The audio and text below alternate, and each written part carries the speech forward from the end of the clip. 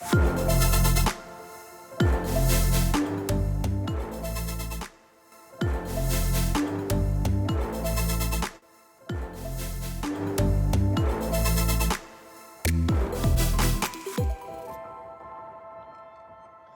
and welcome to COP30 Covered, the daily podcast show from the award-winning Edie editorial team, in which we bring you all the latest news and views from the 2025 UN Climate Summit in Brazil.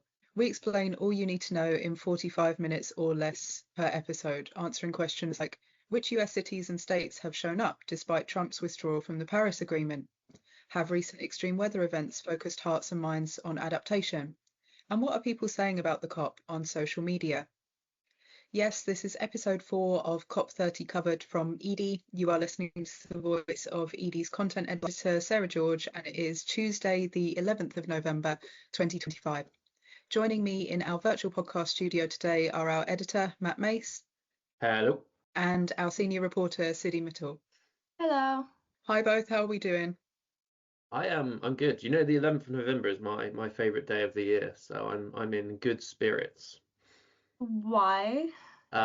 My favourite video game of all time was released on the 11th of the 11th, I think 2011. So 11th of the 11th of the 11th. So it's an anniversary for me in that sense. Dare I ask what the game is? It was Skyrim, Elder Scrolls, best game of all time. It is a strong choice. I can remember exactly where I was the day it came out. I was at university, and the next day I had to hitchhike for charity as far away from Bournemouth as I could. I got all the way to Paris in 48 hours, just hitchhiking without spending money. And then I came back and played Skyrim. Oh my God, I vaguely remember hearing about this. I think like when I had just joined the ED team, you mentioned this story and I was like, okay. I was dressed as the Cookie Monster as well. Yeah. Sounds fun. We're just dropping Matt Law this episode. I don't know if this makes the listeners trust you anymore as an authority. I think it's an indication that not much has happened at COP just yet, that we're talking about something that happened 14 years ago. Matt, I would debate the fact that you say that nothing has happened, because Josh, Sidhi and I were on the sort of news in brief from yesterday, and on yesterday's episode even we talked about things like $5.5 billion for Tropical Forests Forever facility. So there's a few things going on, and I'm going to now force you to come up with some stories about what's been going on overnight at the COP. Please. Sure, I mean, not me saying that nothing's happened. It just feels like a quieter rollout of initiatives and programs and launches in comparison. Because I think the official agenda was actually just adopted late on Monday, for example, and that was covering 90 agenda items that are going to have to be kind of squabbled over for the next 2 weeks. And that's actually quite a hard thing to implement. We know how kind of back and forth even just debate on the official agenda can be. So consultations are now being held on a couple of big issues, and a stock-take vote will be held on Wednesday to formalise it even more. We know that lots more countries are going to be submitting national climate plans and have been, known as those NDCs. Sidhi did a really good feature on the site, so do go check that out after listening to this podcast, looking at the state of plays from NDCs. So if you count each EU member state separately, we're up to 111 on the 11th of the 11th. See, it's all adding up. That's up from 66 from last week alone. So we are getting more NDC pledges in, which is quite important. We also know that language is the big thing around COPs and what a word actually means. So some attendees are bracing for a big fight around the language of 1.5C. The least developed countries group wants to ensure that the final text doesn't weaken language around the temperature pathway, saying that it would be disastrous for them. And we do know, come that kind of final agreement, there is a lot of changes to text, phase out, phase down, the kind of big one from the last 2 years, which has really kind of hindered progress on the clean energy transition. So that's going to be something to look out for as well.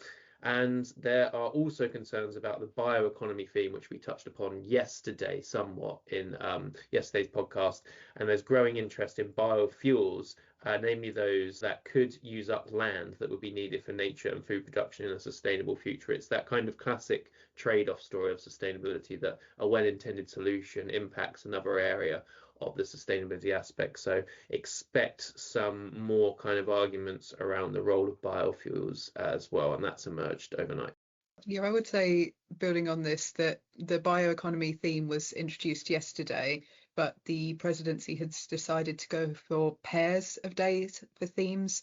So the themes today are the same as yesterday, just to refresh. That's adaptation, cities, infrastructure, the bioeconomy, water waste, local governments, tourism, and the circular economy. In the interest of my sanity and yours, listeners, we're not going to do a super long episode covering all of them. And in fact, all of them are pretty broad and pretty interlinked. So our focus for today is going to be on the circular economy, which from what I've seen has got more attention at recent COPs. But Sidhi, I'd like to come to you and explore a bit about why, given that we do have separate treaty talks on biodiversity and on plastics. So why is the circular economy needing to be at a climate COP?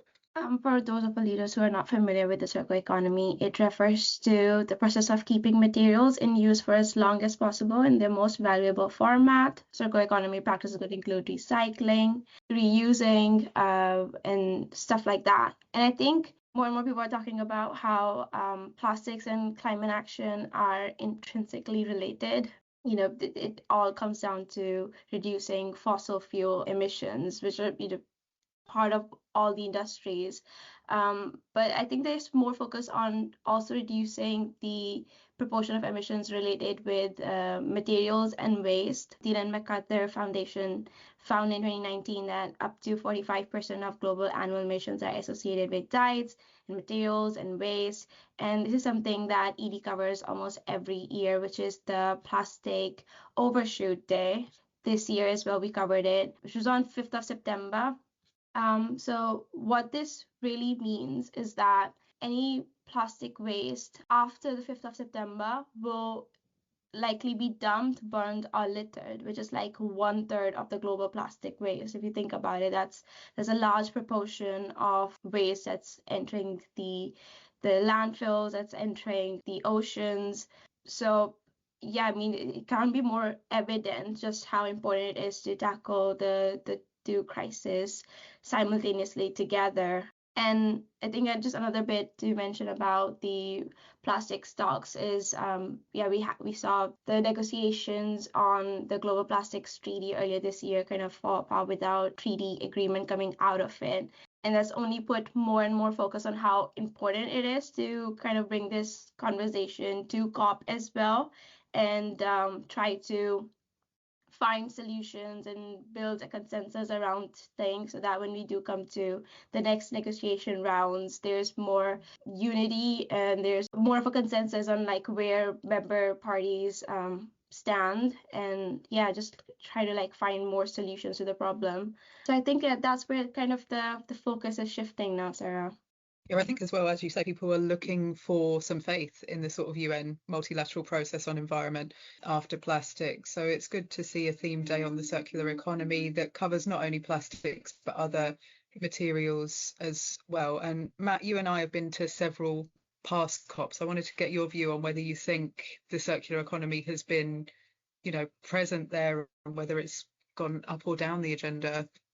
Yeah, I think the one where it felt most kind of ingrained into discussions was probably Glasgow, and that's no surprise because you had that kind of time frame of plastics being the focus for corporates and the media off of Blue Planet 2 into net zero targets that then swam into COP in Glasgow. So that, and I remember walking around the green zone in particular, so less about the discussions and more about the kind of showcase for the public. There being a lot of businesses there that were highlighting their circular economy initiatives alongside their decarbonisation processes. In terms of the discussions, though, it can often feel like an afterthought. I think more so when we're looking at maybe nature and restoration and resource use around that, circular economy plays into it a little bit.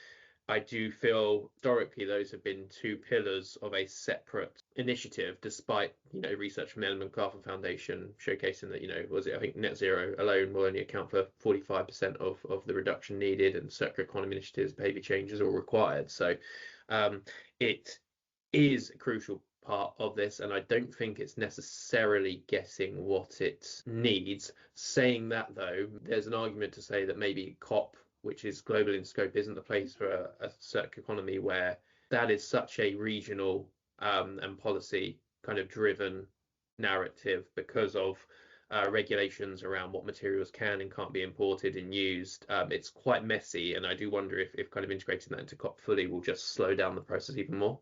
Yeah, I mean, it all makes sense. And it wasn't in the official negotiations last year. It was explicitly mentioned in the core text in Dubai, and then seemed to be a bit less of a focus last year as attentions turned back to energy and to SMEs. But we'll see what today brings and what the rest of the COP brings.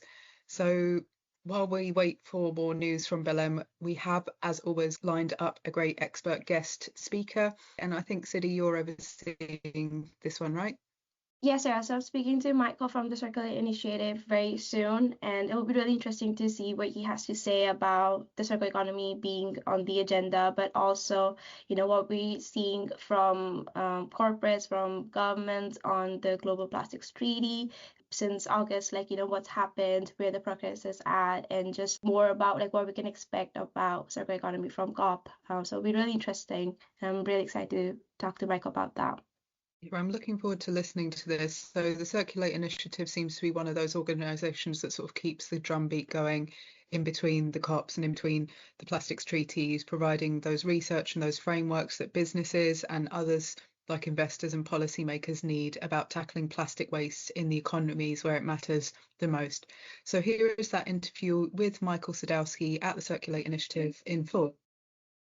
Hi, Michael. Thank you so much for joining us for this episode. How are you? I'm doing well, Sidhi. How are you? I'm well as well. We've just been really busy covering COP. As you know, this is day 2 of COP, and circular economy is on the agenda, which is kind of the reason I really wanted to talk to you for this episode. So for our listeners who already are not familiar with the Circulate Initiative, can you provide a brief introduction to the Circulate Initiative and also your role there? Sure. So the Circulate Initiative is a nonprofit that is working to solve the plastic pollution crisis, particularly in emerging markets, and build inclusive economies in these markets. We've been around since 2018, relatively small in terms of people, about 15 folks, but I would say mighty in our ambition and our scope. We are primarily based in Southeast Asia, where the plastic pollution crisis is the most acute. I'm executive director of the Circulate Initiative. Thanks, Michael. So circular economy is part of the thematic focus at this year's COP. Why do you think it's so important to discuss plastic with the wider conversation around climate change? What's the link there? Yeah, sure. So we recently published a revised version of our calculator called Places, which looks at the greenhouse gas implications of managing plastic waste at end of life. And for that, we noted that really the world is facing 2 interconnected crises. So we've got the climate crisis, and you well know the stats. Last 10 years, warmest on record, 2024, warmest on record, although I think that's going to be displaced by 2025. We know that we are headed beyond that 1.5 degrees Celsius mark that scientists say we should stick to. And then we also know that we're facing a plastic crisis, right? 20 million tons into the environment every year. And these 2 things are really driving each other. And so according to research, the plastics industry from full life cycle, from extracting oil and gas to converting that to resin to end of life, is about 4% of global greenhouse gas emissions. And that's just the direct emissions. There's science showing that plastic is actually having an impact otherwise. Microplastics actually impacting the ability of soil and the oceans to absorb carbon dioxide. And so the impact can be much larger. And so really addressing the plastics crisis has climate benefits. And so the work that we're doing to kind of bring that to light is critical. And as we showed in Places, there are practices that are happening in many parts of the world that, if you intervene and address them, could have an outsized benefit. For example, the open burning of plastic waste, which is still a fairly common practice in many parts of the world. And just thinking about where COP is in Brazil, just to give you a stat, there's only maybe about 5% of plastic waste is burned in Brazil, which frankly is too much. Any percentage is too much, but that's over 40% of all of the emissions in the management of plastic waste. So burning plastic waste is really an egregious practice, and it drives emissions. So there are things that we can do, like, for example, don't burn it, recycle it, or even better, like, let's reduce production in the first place. So yeah, just to maybe tie this up, I think these 2 crises are intertwined, and we know that the plastics industry is growing, and that's only going to result in more emissions over time.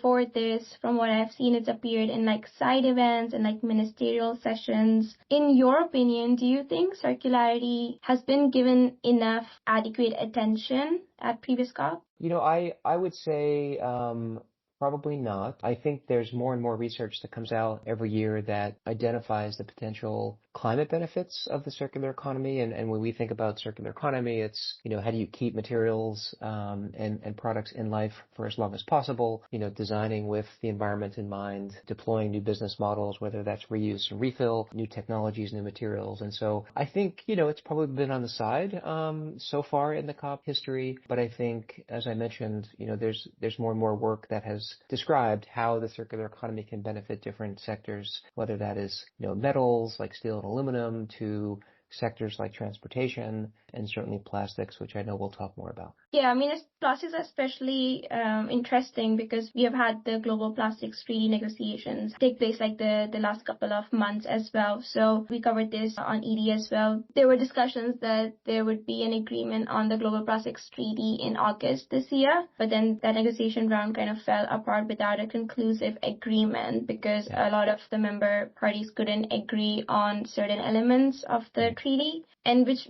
I think has been kind of a repetitive trend what we have observed in the past negotiation rounds. What do you think are the next steps for the global plastics treaty? Do you think another negotiation round? Do you think we're closer than ever to get an agreement, or what do you think is like the future? Yes, I mean, I would say that there are some parallels, I think, to what happened with the treaty and maybe what's happening with COP, right? We're at COP30. I think there are some folks out there that might question, like, what has this brought us after this many COPs? And I think with the plastics treaty negotiations, to be clear, we think a global legally binding treaty is essential to really creating the global rules that give countries a level playing field. And we've been part of, I think, just about every INC meeting that took place.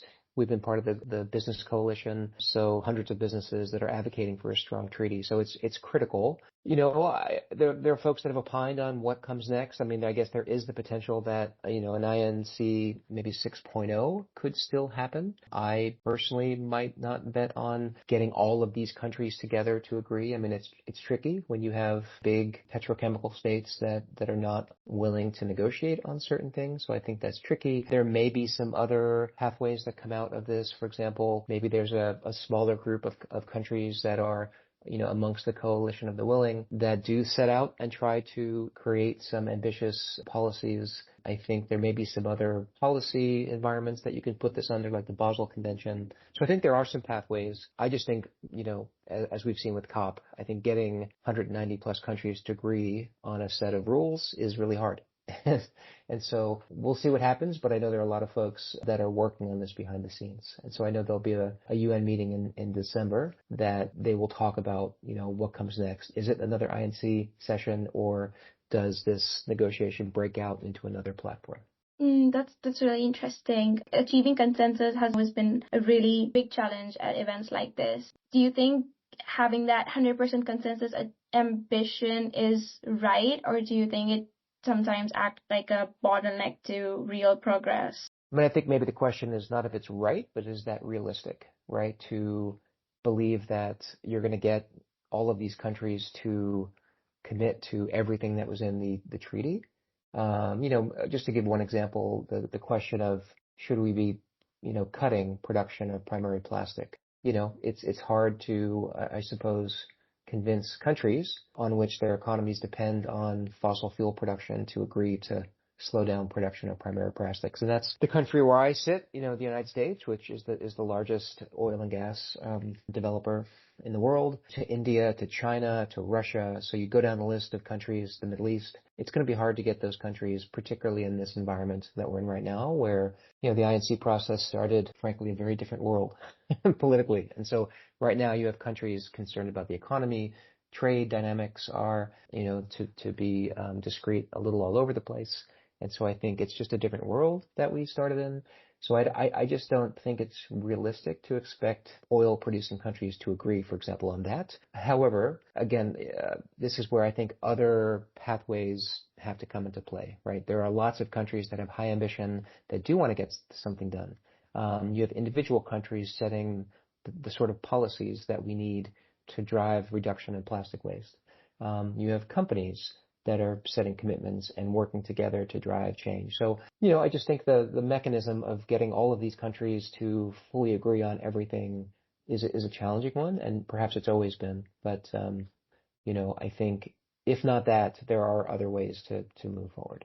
No, we have heard that the UK and the EU are in the process of forming their own circular economy strategies. So that'll be interesting when it comes out. Yeah. And EPR schemes, the extended producer responsibility schemes, have also been a hot topic and been part of the agenda for the Global Plastics Treaty. So in that context, what can businesses do, treaty or not, to improve their plastics management? Yeah, just on the question of policy, I think, 10 years ago or so, I don't think you would have seen companies advocating for EPR or frankly advocating for policy on plastics, right?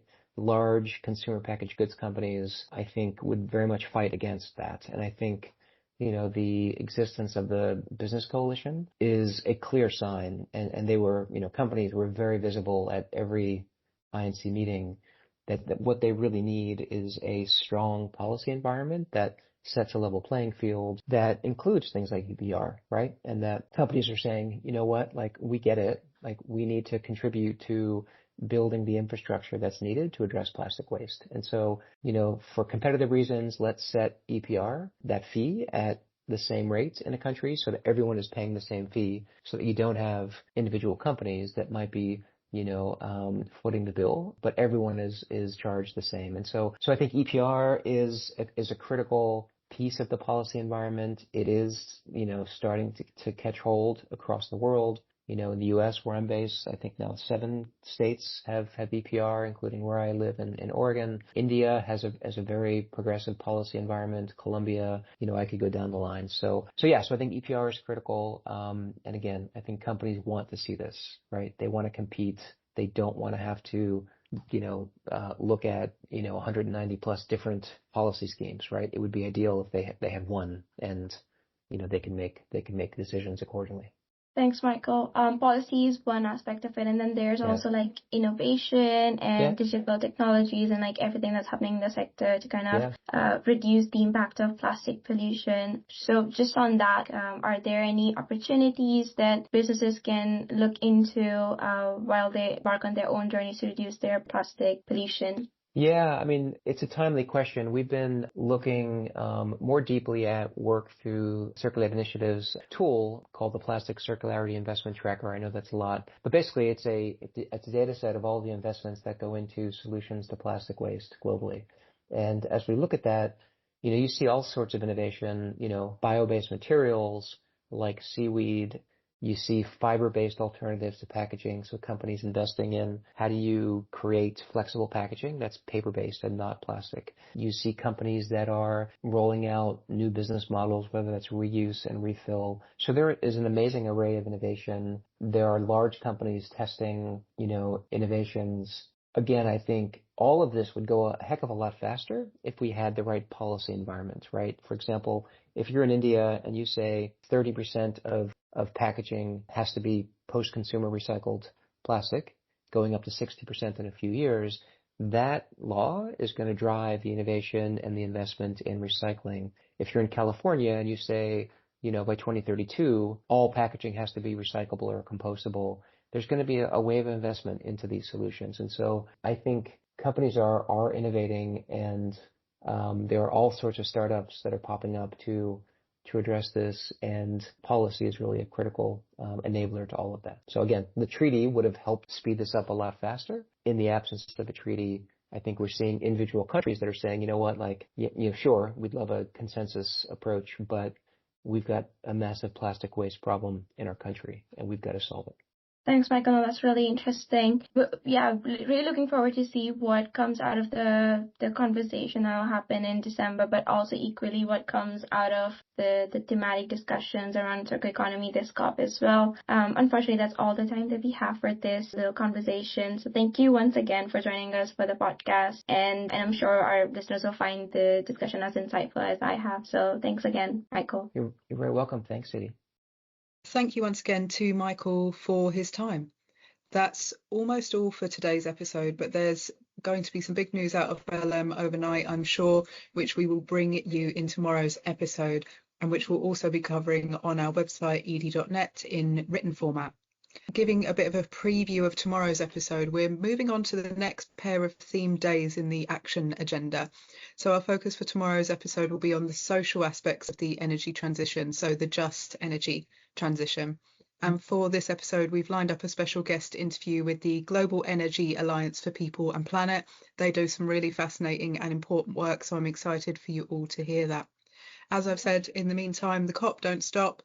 Visit us on edie.net for all of our written content. You can also visit that site to register for our free post-COP debrief webinar, which we're hosting with Ecology on November 25th. But for this episode, that really is everything. So it's a goodbye from Matt. Goodbye. Goodbye from Sidhi. Goodbye. And a goodbye from me. Goodbye.